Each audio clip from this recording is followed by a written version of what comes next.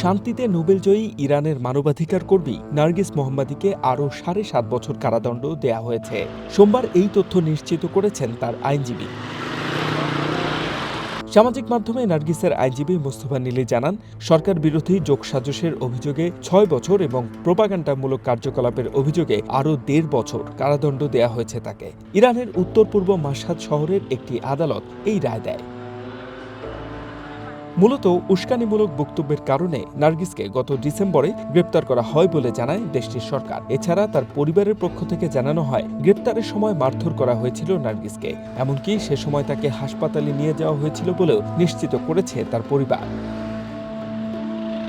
ইরানে নারীদের উপর দমন পীড়নের বিরুদ্ধে লড়াইয়ের জন্য ২০২৩ সালে শান্তিতে নোবেল পুরস্কার পান নার্গিস মোহাম্মদী। ভবিষ্যৎ হোক নিরাপদ, বিনিয়োগ হোক বিশ্বস্ত। আর আমার এদিকে গত মাসের সরকার বিরোধী বিক্ষোভ চলাকালে দেশটির রাজনৈতিক ও সামাজিক শৃঙ্খলা নষ্টের চেষ্টা এবং ইসরায়েল ও আমেরিকার স্বার্থে কাজ করার অভিযোগে ৪ জনকে গ্রেপ্তার করা হয়েছে। রবিবার এই তথ্য জানিয়েছে ইরান সরকার।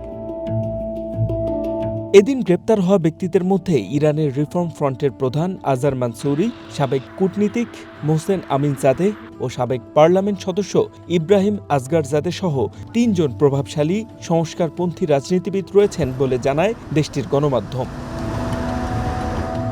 এছাড়া ইসরায়েল ও আমেরিকার সামরিক হুমকির মুখে থাকাকালে এই গোষ্ঠীটি ইরানের রাজনৈতিক ও সামাজিক পরিস্থিতি অস্থিতিশীল করার লক্ষ্যে ব্যাপক কর্মকাণ্ড সংঘটিত ও নেতৃত্ব দিয়েছে বলে দাবি করে ইরানের বিচার বিভাগ।